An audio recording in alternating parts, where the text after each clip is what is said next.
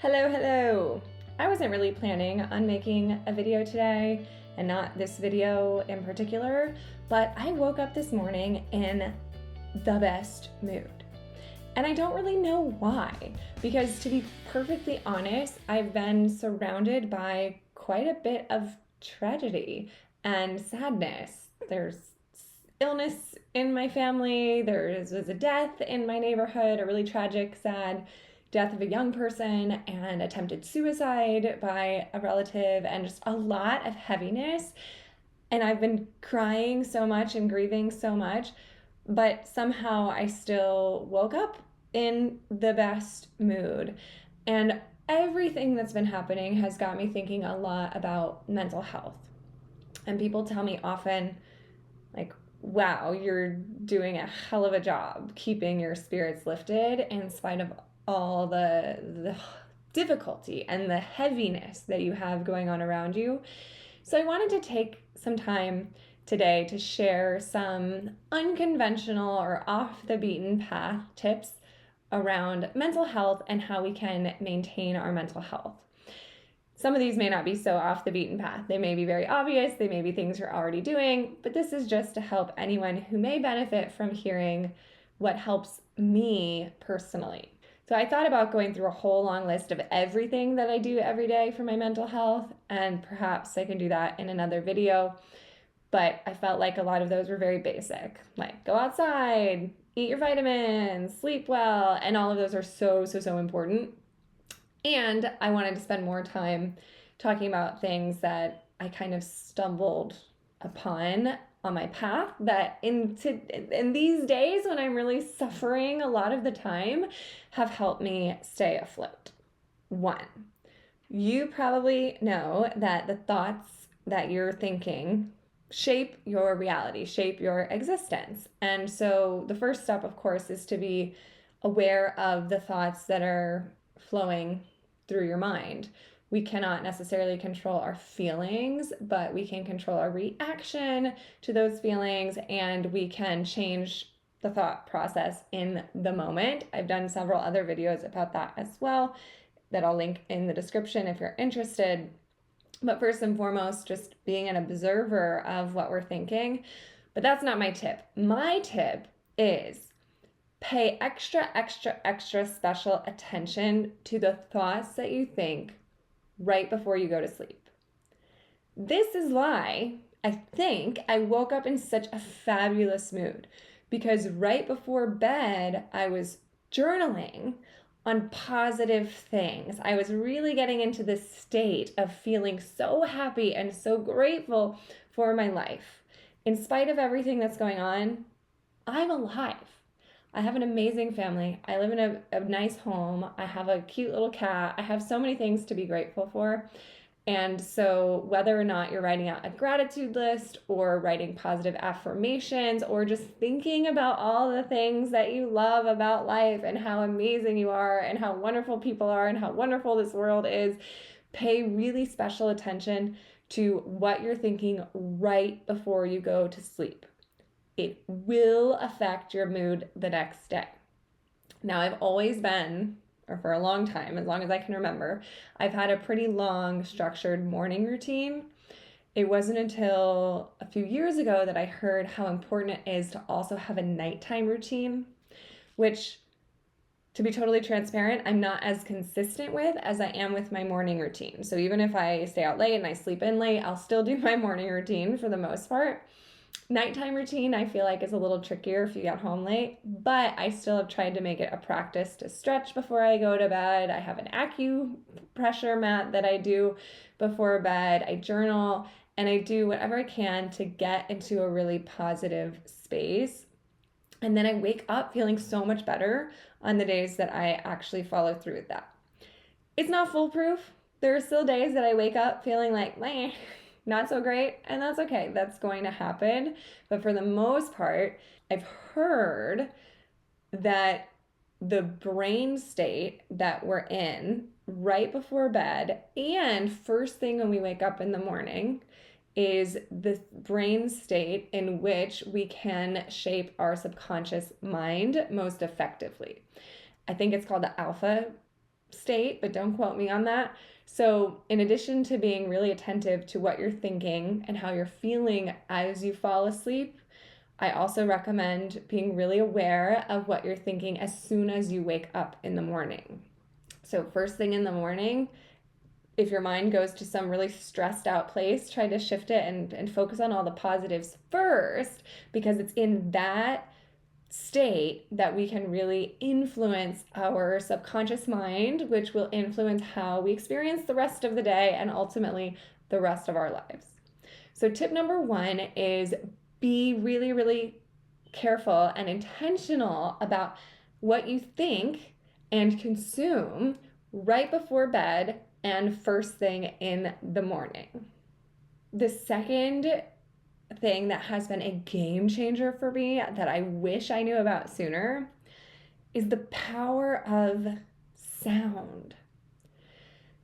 There's so much research on this, and you may have even seen the YouTube ads. I've seen them for like the ancient Egyptians knew the power of sound could affect da da da da, and it's so true.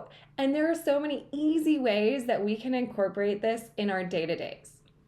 So one, there's something called solfeggio tones. You might see these online as healing frequencies. That's true. That's another name for them. 528 hertz is a big one, but there are different solfeggio tones, and you can read research about this that have different effects on the body and our mind. I use these in a very passive way, meaning one, I sleep with solfeggio tones playing. Now, I don't know if it's healthy to have my phone next to me and playing this music all night, but if you're a person that likes to sleep with sound, or even if you're not, I never was a person that slept with any kind of sound. I did not like white noise machines or rain machines, but solfeggio tones, playing those through the night, I find helps me sleep better, and I feel like I wake up feeling more refreshed. And if it's not true, if they're not affecting me, I know they're not affecting me negatively, so I do it anyway. I also use these when I'm in sessions with my clients. So I work on Zoom, and they can't hear that I'm playing this like hippie music over here. So I'll be in my office right here, and on my phone I'll have a 1 hour solfeggio tone track playing, and it just gets me in a good state. It gives me good vibes so that then I show up better for my clients. And again, if it's the placebo effect, who cares? It's making me feel good, and it doesn't have a negative effect on me. But I really do believe there's something to it, because I'll even notice the days that I don't play that music, I feel differently. So that's one thing we can do in terms of sound that will put us in a better state. The other thing is the way that we actually use our voices. Vocal toning is a big thing. We can use our voices to regulate our nervous system, and some say, and research shows, we can use our voices to heal our bodies as well. So I use a little bit of chanting right before I meditate. You can look up all kinds of chanting. Maybe if you're interested, comment below and I'll do a whole video about chanting and vocal toning. But this is just an overview of some things for you to research and consider. But simple ones are humming. When we hum, they say, we can't think. I don't think that's true. I still have thoughts when I'm humming, but it is a way to calm ourselves down and regulate our nervous system. What's super interesting about this as well is that anytime we sustain a vocalization, it activates what's called our vagus nerve. So it does calm us down to some degree. But what I think is so cool is that in my work as a speech and voice coach, even before I knew any of this stuff, and even though I know it now, I don't share it with my clients because they're more corporate clients. They're not coming to me to heal their bodies using vocal toning. They're coming to me to sound more authoritative in their work meetings or something like that. But regardless of what they're there for, what I've noticed over my 9 years as a speech coach is that after doing an exercise where they're reading out loud or saying ah or sustaining a sound, they will always say to me, wow, I feel better, or I feel good, or there's just something about these sessions that makes me feel so good. And I work with people on their accents as well and pronunciation. And so those sessions entail a lot of reading out loud and just repetitive sustaining of a sound. And people tell me all the time how relaxing those sessions are, even though they're doing something that is somewhat difficult if you're speaking another language, trying to pronounce things a certain way. But I've realized just by happenstance and by the research that I've done on my own that they're probably feeling that way because of the power of the voice. And singing also. Singing is so powerful. If you're in a bad mood, sing a song. It is so hard to be in a bad mood when you're singing a good song. So, in a nutshell, tip number 2 is recognize and utilize the power of sound, both from external sources like solfeggio tones, as well as from your own body. The third tip is probably one that you've heard, but it's so important and so worth mentioning, and there's some nuance to it that I'd like to talk about. And that, of course, is moving your body. Exercise! But it doesn't have to be like CrossFit, going to the gym exercise. I personally do a lot of walking in sunlight because that gets double the benefit because you're outside, which has its own effect on our mental health. You're walking, so you're getting the blood flowing, you're releasing feel-good endorphins and hormones. And if you can pair that walking with a social activity, meaning walk with a friend, I always walk with my mom, then you're getting that sort of input as well, which is going to improve your mental health for other reasons. But even beyond the traditional exercises of walking or lifting weights, which are amazing, I really recommend stretching of any form. I personally say that I practice yoga, but my yoga is 20 to 40 minutes of me stretching on my own. I've taken enough classes in the past that I don't go to a class at this point. I do it first thing in the morning, and so I'm just stretching on my own. I have a little sequence that I tend to follow. But the important thing about that is that stretching and sustaining certain poses releases the emotions that have built up in our muscles. So this is not a secret. I know some people feel like that sounds funny to say we have emotions and we have trauma stored in our bodies, but there has been so much research on this. We do store emotions and trauma in our bodies, in our musculature. And so if we want to prevent the buildup from getting too heavy, too strong, I think the most effective thing we can do is stretch every day. I used to only stretch in the mornings, and now I do this before bed as well. Only a few. I do some hip stretches and some shoulder stretches because for me, those are the areas that get the tightest. For some people, it's your hamstrings or other parts of the body. But I find that when I stretch before bed, again, I tend to wake up feeling better than I would have if I didn't. And my other favorite exercise is dancing. I love to dance, and you don't have to be a good dancer. You don't have to do any sort of coordinated rhythmic dance, but literally just dance around your house and you will feel good. When I find myself spiraling or feeling like, oh my gosh, I don't know what to do with my time, or I have negative energy for some reason, I'll either sing or I'll turn on a happy song and start dancing. It's not always immediate, the effect, because sometimes if we're really, really deep in despair, we don't want to skip all the steps. You want to feel the sadness first, but getting into the rhythm and flow, eventually I always feel better. And eventually I get into the dance and it's so much fun. And if I'm not super into it someday, I don't force myself either, but just getting comfortable moving and flowing and stretching and allowing that flexibility in the body is so cathartic. And the flexibility in our body really correlates with the flexibility of our minds and our personalities. And the more flexible we can become, I think the easier life gets because we soften. We're not so rigid. So number 3 is movement of the body, be it stretching, be it dancing, be it walking, be it whatever suits your fancy. I would recommend doing your research about running. I know a lot of people that use running as stress relief. For a lot of people, it seems to work very well. I used to be a runner. I wasn't really a runner, but I did enjoy running until I started developing some thyroid problems and some hormone imbalance issues. And somebody told me that for women in particular, running can be very stressful on the body because it spikes our level of cortisol. And then it leaves that cortisol spiked for the rest of the day.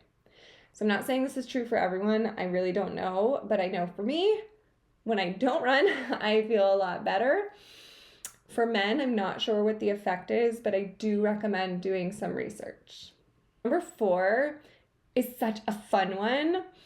So I read during COVID something about how we're addicted to our phones because we like that dopamine release.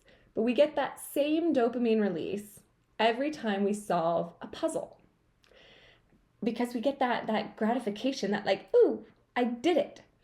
And so I went out and I bought crossword puzzle books. And I had so much fun. I kind of dropped off this habit, but it was so fun at the time. Every night I would do my crossword puzzles and I wouldn't even be tempted to check my phone because it's true. You get that dopamine hit every time you solve a puzzle. So my tip number 4 is do puzzles or play games. And this, I'm sure, happens at work too. When we complete a project, we get that dopamine hit. When we test something and it works, it's like, yay, and we get that. So I'm not saying you have to do crossword puzzles or Sudoku or whatever it is that you like. It doesn't have to be necessarily a puzzle. But I would say find ways that you get that dopamine release that are a little bit better for your brain than something like scrolling on social media. One that I've really been into lately is Connections, which is a game by the New York Times.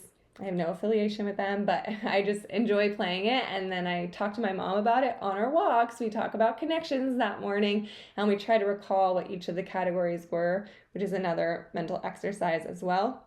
So tip number 4 is play games or find little puzzles that really don't take that long. You don't have to spend more than 5 minutes on these, but I think the effect and the fun and the sheer joy that we get from solving a problem and that gratification is so worth it. Now, if it's frustrating for you, because we've introduced Connections to other people and they're like, I don't like this. And crossword puzzles, if I feel like it's impossible and I'm like, there's no way I'm gonna get that, it's not fun. So you want to set yourself up for success. Find an activity that you know you will do well at, that you know you'll succeed at, because that's when you get the hit of like, oh, I did it. And of course you can challenge yourself and scaffold so that you increase your ability, your cognitive abilities. As I'm saying all this out loud, I didn't intend to mention this, but another thing that could fall into this category, maybe learning a language. I learned Italian in the past, and right now I'm really working on my Spanish, and every time I learn a new word and actually use that word appropriately, I get that spark of like, I did it, and it feels really good, and it's super fun to speak another language. So maybe even Duolingo. It feels like a little puzzle, and you get that reward every time you get an answer correct. But doing something like that, learning a language, can be such a joyful and productive way to improve our mental health. And tip number 5 is pay special attention to what you consume. What are you putting in your brain? Pay attention to what you consume for your body as well. So how much water you're drinking, what food you're eating. But what I really mean in this tip is Be vigilant about what you're allowing into your mind. We're talking about mental health. And if you're consuming a lot of negative information, it's going to be really hard to feel good. So people talk a lot about being careful with what news you consume, because you turn on the news and it's like so tragic. And it is important to stay informed. So there is a balance to be had between consuming information and learning and staying informed versus over consuming negative information and not having a way to counteract that. But I think it goes beyond just the news. Think about the music you listen to. A lot of music has really negative content. The lyrics can be very negative. And sometimes that wasn't the artist's intention. So as a poet, I really understand where songwriters are coming from when they release something that is a very negative, emotional piece, or rather it's an emotional piece that was cathartic for them, and therefore some of the lyrics can be pretty negative. But that their intention was a catharsis for them. They're sharing and expressing their negative emotions so that they can process them and alchemize them. What I think we have to be careful of as the consumer is listening to those lyrics on repeat.